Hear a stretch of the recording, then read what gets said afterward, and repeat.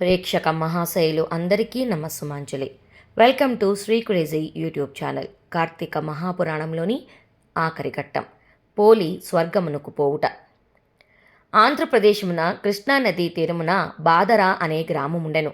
ఆ గ్రామంలో నివసిస్తున్న సుఖశాంతులై మనుగున వారితో ఆ గ్రామపు సంతోషపూర్ణమై ఉండెను. ఆ గ్రామంలో పోతడు అనే పేరుగల చాకలివాడు ఉండేవాడు. అతని భార్య మాలి క్రూర స్వభావురాలు, దయా దాక్షిణ్యాలు లేనిదై గయ్యాళి అని పేరు పడిన. వారికి 9 కుమారులు. ఆ దంపతులు తమ కుమారులు 9కిని తగిన సమయములందు వివాహము చేసిరి. మొదటి 3 కోడళ్లను తమ అత్తగారి వలనే పొగరబోతు స్వభావము కలిగి చెడ్డ పేరును తెచ్చుకొనిరి. అత్తగారితో సమానముగా గయ్యాళితనమును చెడు స్వభావమును కలిగి ఉండిరి. 4వ కోడలు పోలి మృదు స్వభావురాలు, భర్తయందు ఆసక్తి కలిగి ఉండెను. ఊరివారి బట్టల మాలిన్యాన్ని పోగొట్టి స్వచ్ఛతను కలిగించు పోతడు మాత్రం తన కుటుంబ సభ్యుల దుష్ట స్వభావముచే ఏర్పడిన తన కుటుంబంలోని మాలిన్యాన్ని కానీ పోగొట్టలేని స్థితిలో ఉండెను. దీనికి తోడు వాని నిర్ధనత్వము కూడా వానిని బాధించుచుండెను. చిన్న కోడలైన పోలిని తన భార్య మరియు మిగిలిన కోడళ్ళు దూషించుట, బాధించుట గమనించినను నిస్సహాయుడై ఊరకుండెను. అత్తయ్యగు మాలి మిగిలిన తోటి కోడళ్ళు ఇంటి పనులు అన్నిటినీ పోలిపై వదిలిరి. ఇంటి పనులన్నిటినీ మారు మాట్లాడక తలవంచి చేయుచున్న ఆమెపై జాలి అయినా లేక ఆమెపై చాడీలు చెప్పి ఆమె భర్తచే పోలిని కొట్టించి తిట్టించి సంతోషపడుచుండిరి. ఈ విధముగా తనను అత్త తోటికోడళ్ళు అనేక విధములుగా బాధించుచున్నను, భర్తకు చాడీలు చెప్పి కొట్టించుచున్నను తిట్టించుచున్నను పోలి తన శాంత స్వభావమును, దైవభక్తిని, ధర్మకార్య శక్తిని విడువక కాలమును గడుపుచుండెను. ఇట్లుండగా కార్తీక మాసం వచ్చును. గ్రామంలోని వారందరూ కార్తీక స్నానములు చేయుటకే కృష్ణానదికి పోచుండరి. నదిలో స్నానము చేసి తీరమున దీపములు వెలిగించుచు పూజలు చేయుచుండరి. ఇట్లు గ్రామం నుండి నదీ స్నానమునకు, దీపారాధనకు, పూజలకు చాలామంది వెళ్ళిరి. అట్లు వెళ్ళిన వారిలో నిజమైన భక్తులు కొందరున్నారు. ఇంకొందరు తాము వారికి వలె పూజ మనుగున వాటిని చేసి పుణ్యమును సంపాదించవలసినని తలచి నదీ స్నానము మొదలగు వానిని చేయుదురు. మరికొందరు తాము మిగిలిన వారి వలె చేయకపోతే బాగుండదని వచ్చి మిగిలిన వారి వలె నదీ స్నానము మిగిలిన వానిని ఆచరించుచుండెను. ఇట్టి వారిని చూచి ఆనందించుటకై కూడా మరికొందరు నదీ స్నానము మొదలగు వానిని చేయుటకు తయారగుదురు. పోలి అత్త మాలి, ఆమె తోటికోడళ్ళు 3 పోలిని ఇంటి వద్ద నుంచి నదీ స్నానముకు వెళ్ళిరి. ఇంటి పనిని, బాధ్యతని పోలికి అప్పగించి నదీ స్నానముకు పోయి స్నానము, దీపారాధన మొనుగున వానిని చేయునప్పుడు మాలి మన్నగు వారిపై దృష్టి దైవముపై, దైవ కార్యములపై లేదు. మనస్సును చేయు పనిపై నిలపలేదు. భక్తి వారిలో మొదటి నుండియే లేదు. స్నానము మొదలగు వానిని చేయుచున్నవారు పోలి ఇంటి వద్ద పాలు త్రాగుచున్నదేమో, పెరుగు వెన్న మొదలగు వానిని తినుచున్నదేమో, లేక వానిని అమ్ముకుని సొమ్ము చేసుకుని దాచుకొనుచున్నదేమో అని అనేక విధములుగా తలచుకొనెను. తమ తలుపులను మాటల్లో పక్కవారికి తెలుపుచు తమ బుద్ధిని, మనస్సును పోలిని ఆడిపోసుకున్నటపై యందు నిలిపిరి. వారి శరీరములు, అవయవములు నదీ స్నానమును, దీపారాధనను, దైవదర్శనమును చేయుచున్నవి. వారు కేవలం పోలిని నిందించుటలో మాటలను నిలిపిరి. ఈ విధముగా కార్తీక మాసమును కృష్ణా తీరమున వాడు గరిపిరి. వ్రతోద్యాపనకై మార్గశిర శుద్ధ పాడ్యమి నాడు కృష్ణా తీరమునకు చేరిరి. ఇక ఇంటనున్న పోలి నిస్సహాయురాలు. అత్తగారికి, తోటికోడలకు సమాధానము కూడా చెప్పలేని స్థితిలో ఉన్నది. భర్తయు తన తల్లి మాటలను, వదినల పలుకులను వినును, నమ్మును, తనను పట్టించుకొనడు. నదీ స్నానము, దీపారాధన మొనగున వాటిని చేయవలనని ఉన్నను ఇంటి బాధ్యతకు బాధితురాలై ఆమె తన భక్తిని, నదీ స్నానాదులందు కోరికను, దైవ ధర్మ కార్యశక్తిని తనలోనే దాచుకొనెను. అత్తకు, తోటికోడళ్లకు సమాధానము చెప్పలేదు. తానొక సాటి జీవిగనైనా తలచని వారి మానవత్వము ఏమి చేయును? అప్పుడామె నిస్సహాయ రీతిలో ఇంటి బాధ్యతలను, ఇంటి పనులను చేయుట ఇంటిలోనే ఉన్నదై తన మనస్సులో ఇట్లనుకొనెను. దీనరక్షణ గోవిందా, జనార్దన, స్వామి, దీనబంధు, నేనేమి చేయగలను? అసక్తురాలను, నిస్సహాయురాలను.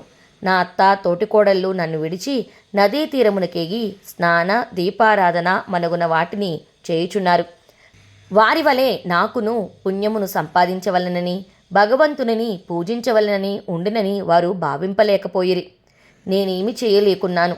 పవిత్ర నదీ స్నానము లేదు, స్ఫూర్తినిచ్చే దీపారాధన లేదు, మనసుకు ప్రశాంతతనిచ్చే దైవదర్శనము, పూజ, పురాణ శ్రవణము ఏమీనూ లేవు. ఏమి చేయుదును? నాకెట్టి గదుగలుగునో కదా, నేనంత దురదృష్టవంతురాల్ని అని ఆమె బహు విధములుగా విచారించెను. మనస్సులో భగవంతునిని ధ్యానించుచు పోలి తన పరిస్థితికి లోపడి ఇంటిలో కుండలో ఉన్న నీటితో స్నానమాచరించెను. చినిగిన వస్త్రమును ధరించిన ఆమె తాను ధరించిన జీర్ణ వస్త్రము యొక్క అంచును చించి వత్తిగా చేసెను.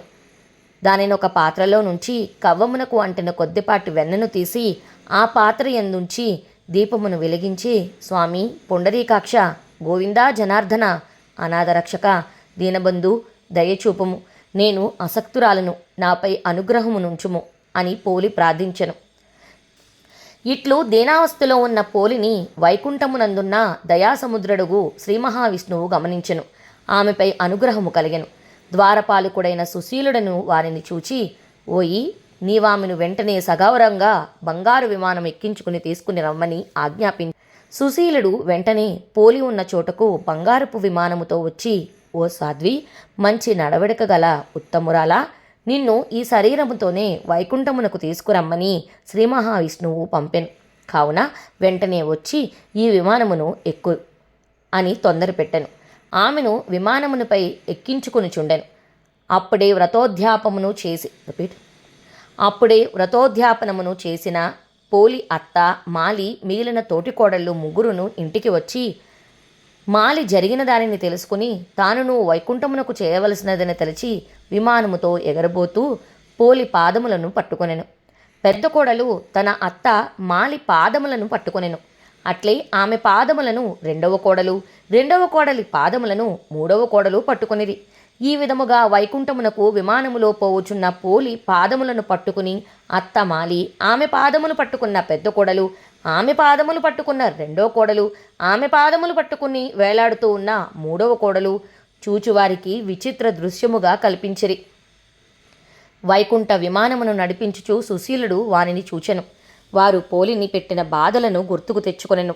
శ్రీ మహావిష్ణువు మాటలను, పోలిపై ఆయనకు కలిగిన దయను గమనించెను. మీరు మంచివారు కాదు. పోలిని చూచి అసూయపడి ఆమెను బహువిధములుగా బాధించిరి. మీరు దుష్టులు. మీరు నదీ స్నానము, దీపారాధన, దైవదర్శనము, పూజ, పురాణ శ్రవణము మరుగున్న వాటిలో పాల్గొన్నను మనసులో పోలిని దూషించుచు పాలు, పెరుగు, నెయ్యి మొదలగు వాటి విషయములను ఇంటి విషయములను తలచిరి. పోలిపై అసూయపడిరి. కావున మీరు దుష్టులు. మీరు వైకుంఠమునకు రాదగిన వారు కారు. కుంభీపాకము మొదలగు నరకములే మీకు దగినవి. అటకు పొండని సుశీలుడు పలుకుచు చేతితో ఉన్న కత్తితో మాలి చేతులను నరికెను. అప్పుడు మాలి, ఆమె కోడళ్ళు ముగ్గురు క్రిందకి పడిపోయెను. సుశీలుడు మిక్కిలిన ప్రేమాధారణలతోనూ మహావైభవంగా పోలిని వైకుంఠమునకు తీసుకుపోయెను. ఈ విధముగా పోలి శ్రీ మహావిష్ణువు దయకు పాత్రురాలైంది. పోలి వృత్తాంతము వలన ఈ కింది విషయములు గమనింపవలసి ఉన్నది. భగవంతుని యందు నిర్మలమైన భక్తి ఉండవలెను. ఆ భక్తిలో తన్మయత్వము ఉండవలెను. పూజలోని ఆడంబరాలు గాని, పూజ చేయువారి ఆడంబరమును గాని దీని మొగమాట పెట్టవు. ఇతరులను చూసి అసూయపడుట, వారిని బాధ పెట్టుట భక్తులైన వారికి ఉండరాదు. అట్టివారు మాలి మొదలగువారు. పరిశుద్ధమైన భక్తి మాత్రమే నిరాడంబరమైనను భగవంతునకు ప్రీతి కలిగించును. దిక్కులేని వారికి దేవుడే దిక్కు. కావున మనలో ప్రతి ఒక్కరునూ అసూయ ద్వేషాలను విడిచి నిర్మలమైన భక్తితో ఉన్నంతలో యథాశక్తిగా భగవంతునిని చేరుటలో పోలివలే యత్నించవలెను. మాలి మన్నగుని వారు సంసారంలోని మాయకు గుర్తులుగా, పోలి నిర్మల నిశ్చల భక్తికి ప్రతీకగా. అట్టి భక్తికి కులము, సంపన్నము మనుగునవి లేవు. మనమును అట్లగుటకు యత్నించుట మంచిది. సర్వే జనా సుఖినో భవంతు. కార్తీక మహాపురాణాన్ని విన్న వారందరికీ కృతజ్ఞతలు. ఇలానే నా ఛానల్ని ఆదరిస్తారని కోరుతూ, please share and subscribe my all videos and audios.